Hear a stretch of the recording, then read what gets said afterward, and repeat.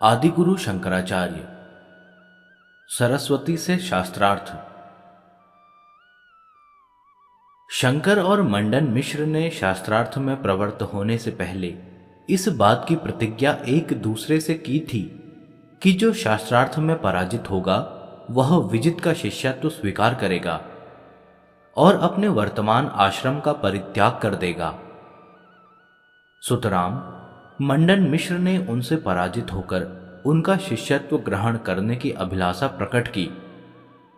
मंडन मिश्र की पत्नी महिषी देवी सरस्वती इस दृश्य को देखकर बहुत दुखी हुई, परंतु उपाय क्या था, क्योंकि पतिदेव प्रतिज्ञा पाश में आबद्ध थे।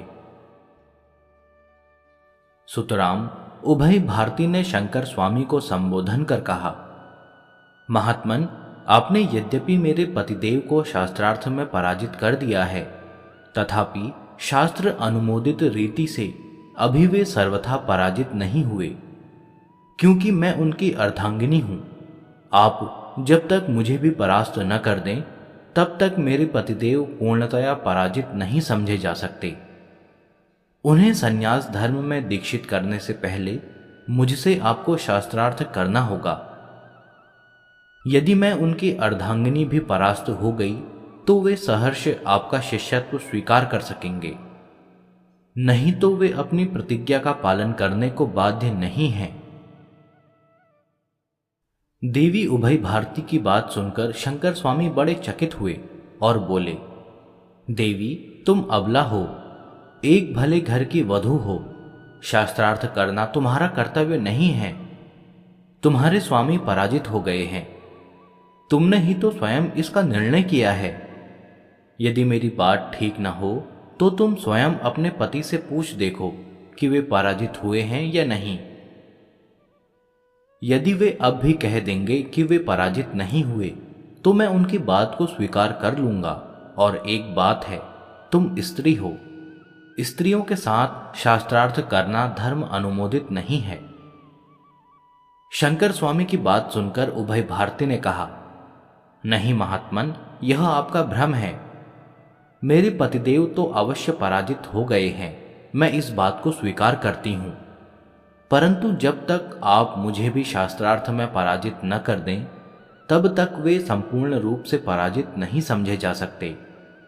रही स्त्रियों के साथ शास्त्र चर्चा न करने की बात, सो भी आपका भ्रम है, क्योंकि गार्गी की याज्ञवल्क्य मुनि के साथ, जनक की सुलभा के साथ शास्त्र चर्चा हुई थी। सरस्वती उभय भारती की युक्ति और तर्कपूर्ण बात सुनकर शंकर स्वामी ने शास्त्रार्थ करने की स्वीकृति दे दी और कहा कि तुम शास्त्रार्थ आरंभ करो। तब देवी सरस्वती ने अनेक तर्क वितर्कों का समावेश कर बड़ी प्रगल्भता के साथ शास्त्रार्थ करना आरंभ किया। सभा में उपस्थित दर्शक और श्रोतागण सरस्वती के अगाध पांडित्य को देखकर चकित रह गए। शंकर स्वामी भी बड़े चकित हुए। अंत में कई दिन के शास्त्रार्थ के बाद देवी सरस्वती भी पराजित हो गई। तब सरस्वती ने बड़ी चतुरता के साथ शंकर स्वामी को पराजित करने के लिए काम शास्त्र की चर्चा आरंभ की, क्योंकि शंकर स्वामी तो बाल्यावस्था में ही सन्यासी हो गए थे, इसलिए वे इस शास्त्र से अनभिज्ञ थे। इस पर शंकर स्वामी ने देवी सरस्वती से 1 वर्ष का समय मांगा। उदारमना महिषी सरस्वती ने इस बात को स्वीकार कर लिया। तब शंकर ने शिष्यों सहित वहां से कामशास्त्र के अध्ययन के लिए प्रस्थान किया। शंकर ने अति तरुण वयस में ही संन्यास और ब्रह्मचर्य का अवलंबन किया था, अतः कामशास्त्र में उनकी कुछ भी अभिज्ञता नहीं थी, क्योंकि बिना गृहस्थ धर्म पालन के इसके अध्ययन का सुयोग कैसे मिलता। शंकर ने मंडन मिश्र के घर से चलकर कामशास्त्र सीखने का विचार स्थिर किया, परंतु बिना स्त्री संसर्ग के कामशास्त्र के रहस्य को जानना असंभव व्यापार है। यदि सुंदरी, सुरसिका, बुद्धिमती किसी रमणी का कुछ दिन भी संसर्ग प्राप्त किया जाए तो कामशास्त्र की अभिज्ञता प्राप्त हो सकती है। किसी अध्यापक से कामशास्त्र पढ़कर उसमें पारंगत होना असंभव है। केवल अध्ययन मात्र से कामशास्त्र के निगूढ़ रहस्यों का उद्भेद करना महाकठिन काम था, किंतु किसी ऐसी रमणी का संपर्क सुयोग कैसे प्राप्त हो सकता था, क्योंकि शंकर तो बाल ब्रह्मचारी सन्यासी थे। रमणी संसर्ग उनके लिए नितांत निषिद्ध एवं स्वभाव और धर्म के विरुद्ध था। हाँ, शास्त्र विधि के अनुसार किसी रमणी का पाणी ग्रहण किया जाए तो काम शास्त्र की अभिज्ञता प्राप्त हो सकती थी, किंतु परम पवित्र और चिर आचरित संन्यास धर्म और जीवन के श्रेष्ठ उद्देश्य धर्म प्रचार और धर्म साधना को जलांजलि देकर सामान्य संसार भोगी कीट पतंगों की तरह से विवाह बंधन में आबद्ध होना भी तो जीवन का उद्देश्य नहीं था। शंकर इसी प्रकार की चिंताओं में लीन हो गए। उन्हें कोई भी प्रशस्त मार्ग दृष्टिगोचर नहीं होता था। इसी प्रकार की चिंताओं से व्याकुल होकर शंकर स्वामी अनेक देशों और स्थानों में भ्रमण करने लगे। अंत में अनेक दिनों के बाद एक दिन अमरदेव नामक राजा की राजधानी में उपस्थित हुए। राजा जैसा बुद्धि संपन्न था, वैसा ही भोगी और विलासी भी था। इसके राज्य में आकर एक पहाड़ी पर शंकर ने अपने शिष्यों सहित डेरा डाला। उस पर्वत के चारों ओर घना जंगल था, इसलिए सर्वसाधारण लोग सरलता से इनको वहां नहीं देख सकते थे। शंकर उसी एकांत निभृत स्थान में रहकर आत्मचिंतन और आत्मध्यान में कालयापन करने लगे, परंतु वे सदा इस बात की चिंता करते रहते थे कि कामशास्त्र की शिक्षा का कहीं सुयोग प्राप्त हो और उसमें पारदर्शिता प्राप्त कर मंडन पत्नी उभय भारती को शास्त्रार्थ में पराजित किया जा सके। इसी प्रकार से अनेक दिन व्यतीत हो गए। अकस्मात ऐसे ही एक दिन अमरू राजा की मृत्यु हो गई। राजा के देह से प्राणवायु बहिर्गत हो गई। शंकर को भी इस बात का पता लगा। वे सोचने लगे कि यह तो अच्छा सुयोग है। शंकर ने सुना था कि अमरू राजा की पत्नी बड़ी रूपवती और कामशास्त्र की पंडिता है। शंकर सोचने लगे कि यदि उक्त राजमहिषी के साथ कुछ दिन संसर्ग हो तो कामशास्त्र में विशेष व्युत्पत्ति लाभ की जा सकती है। अंत में विचार स्थिर करके शंकर अपने आत्मा को अमरू राजा के मृत देह में संक्रामित करने की चेष्टा करने लगे। इसके पश्चात बद्ध पद्मासन होकर वे समाधिस्थ हुए और विक्षिप्त चित्त को संयत और समाहित करके सब इंद्रियों के साथ आत्मा को निविष्ट किया। इसी समय अमरू राजा का प्राण शून्य देह भस्म करने के लिए शमशान में लाया गया। राजपत्नी और आत्मीय गण सजाई जाने वाली चिता के साथ खड़े होकर रुदन करने लगे। थोड़ी देर में राजा के प्राणशून्य शरीर को भस्म करने के लिए चिता तैयार हो गई। तब राजा के देह को चिता पर रखने के लिए राज कर्मचारी गण अर्थी पर से उठाने लगे। शोकाकुल राजमहिषी स्वामी के शरीर को चिपटकर घोर आर्तनाद करने लगी। उधर पूर्ण रूप से समाधिस्थ होकर शंकर अपनी आत्मा को मृत राजा के देह में संक्रामित करने की चेष्टा करने लगे। योग माया से समाधिस्थ होने पर शंकर को जब यह पूर्ण निश्चय हो गया कि मैं अपने जीवात्मा को राजा के प्राण शून्य देह में संक्रामित कर सकूंगा, तो उन्होंने अपने शिष्यों को संबोधन कर कहा, वत्सगण, तुम लोग ध्यानपूर्वक सुनो। मैं कुछ समय के लिए स्थानांतर में जाता हूं, किंतु अपनी प्राण शून्य देह तुम लोगों के पास रखे जाता हूं। केवल प्राण और इंद्रिय ग्राम के साथ वहां अवस्थिति रहेगी। जब तक मैं लौटकर अपने निर्जीव देह में प्रवेश न करूं, तब तक तुम लोगों को बड़ी सावधानी और सतर्कता के साथ मेरे इस प्राण शून्य देह की रक्षा करनी होगी। खूब सावधान रहना, किसी द्वारा यह देह विनष्ट न होने पाए। यदि कोई मनुष्य या राज कर्मचारी मेरी देह की खोज खबर लेता हुआ यहां आए, तो तुम लोग बहुत सतर्कता से मेरे देह की रक्षा करना। मैं तुम लोगों को एक श्लोकवली बताए जाता हूं। तुम लोग जिस समय उसका पाठ करोगे, मैं उस श्लोकवली को सुन सकूंगा। उसी समय मेरे देह में पुनः प्राणों का संचार होगा। इस प्रकार से शिष्यों को समझाकर शंकर स्वामी ने वे श्लोक सुनाए। आज भी मोह मुद्गर के नाम से वे श्लोक संसार में प्रसिद्ध हैं। शंकर के बाद शताब्दियों तक हिंदू इनको नित्य नैमित्तिक समझकर पाठ करते रहे हैं, किंतु समय के परिवर्तन और पश्चिमी शिक्षा के प्रभाव से आज इनका प्रचार बहुत कम हो गया है। इस प्रकार से शिष्यों को समझाकर शंकर ने अपने प्राणवायु को मृत राजा अमरु के देह में संक्रामित किया। शंकर के जीवात्मा के प्रवेश से मृत अमरु राजा का देह सजीवन हो उठा। निद्रा भंग होने पर जैसे कोई उठ बैठता है, ठीक उसी प्रकार से अमरु राजा उठ बैठे। राजा ने अपने को शमशान में राज्य कर्मचारियों एवं आत्मीय गणों द्वारा घिरा हुआ देखकर उनसे आश्चर्यचकित होकर पूछा कि मैं यहां कैसे और किस लिए लाया गया हूं। अमरु राजा की अवस्था देख और प्रश्न सुनकर उपस्थित लोग भीत एवं चकित हुए। सब लोग एक दूसरे का मुंह देखते हुए इस अपूर्व और अद्भुत कांड का मूक भाव से कारण पूछने लगे। वे सरलता से राजा के प्रश्न का उत्तर न दे सके। तब बार बार व्याकुल कंठ से राजा पूछने लगे कि मुझे क्यों शमशान में लाया गया है। जब किसी को राजा के प्रश्न का उत्तर देने का साहस न हुआ, तब रानी ने कहा, देव, आप पीड़ित अवस्था में संज्ञाहीन हो गए थे। आपको मृत समझकर ही यहां लाया गया है। परंतु यह परम सौभाग्य की बात है कि आप ईश्वर की कृपा से उस महानिद्रा से फिर जाग उठे।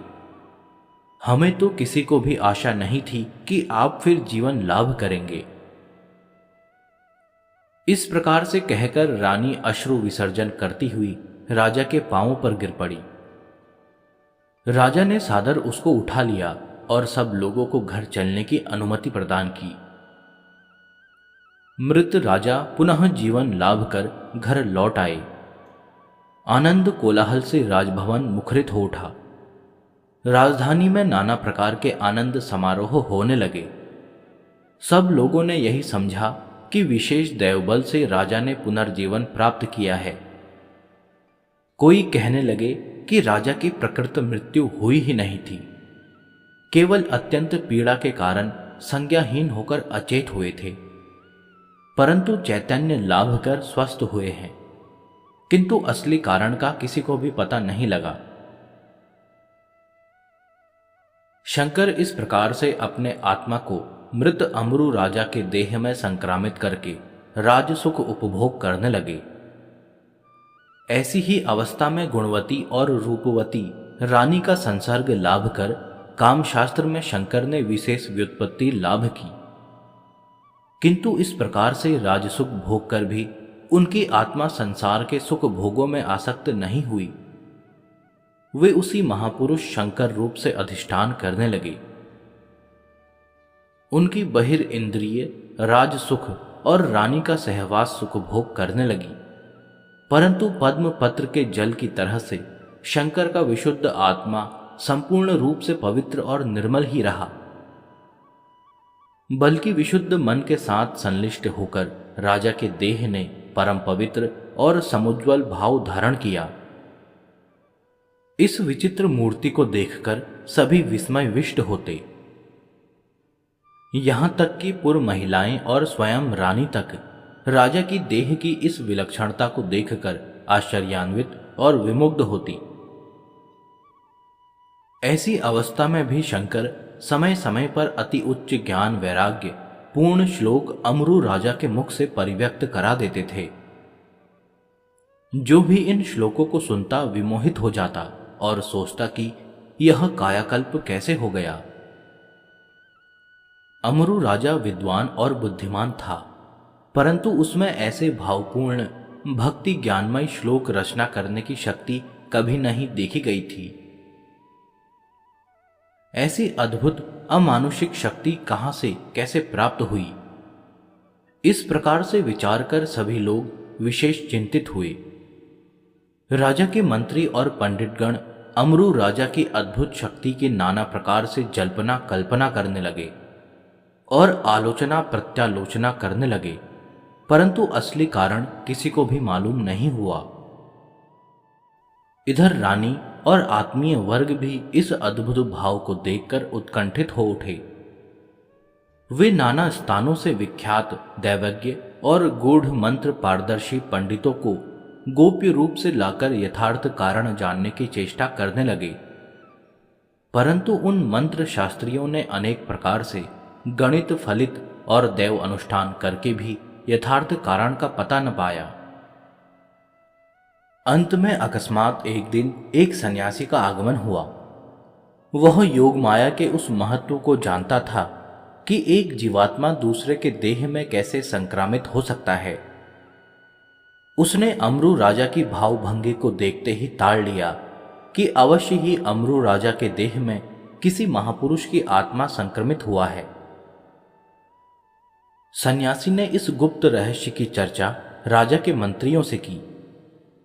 साथ ही यह भी कहा कि राजा के देह से इस भौतिक आत्मा को निकालना बहुत आवश्यक है, नहीं तो विषम विपद्रव की संभावना है।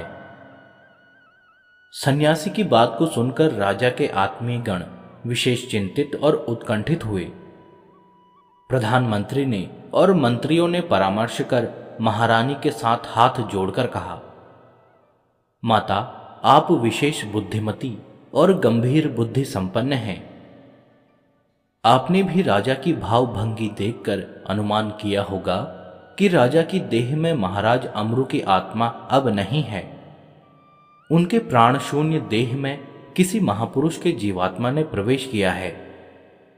समय समय पर जो राजा के मुख से ज्ञान चर्चा होती है, उससे कभी भी यह प्रतीत नहीं होता कि वास्तव में यह हमारे ही महाराज हैं। हम लोगों की सम्मति में तो अवश्य ही कोई योगीराज देह में प्रवेश कर राजसुख भोग रहा है।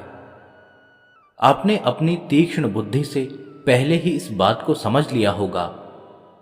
इसके अतिरिक्त राजभवन में जो सन्यासी महात्मा पधारे हैं, उनका भी यही कहना है कि यह प्रकृत अमरू राजा का आत्मा नहीं है। राजमंत्री की बात सुनकर राजरानी बहुत क्षुब्ध चकित और उत्कंठित होकर पूछने लगी कि तब फिर अब उपाय क्या है? मुझे भी ऐसा ही भ्रम होता है। यदि सन्यासी की बात ठीक है तो उनसे ही कोई उपाय पूछा जाए। राजमंत्री ने अंतःपुर से बाहर आकर सन्यासी से भेंट की और उपाय पूछा। सन्यासी ने उद्धार का उपाय बताते हुए कहा,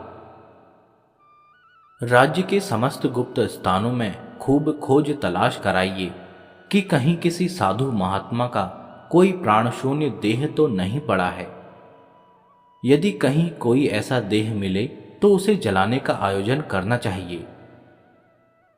ऐसा करने से उस महात्मा के प्राणवायु उपसारित होकर स्वयं उस स्थान को चले जाएंगे।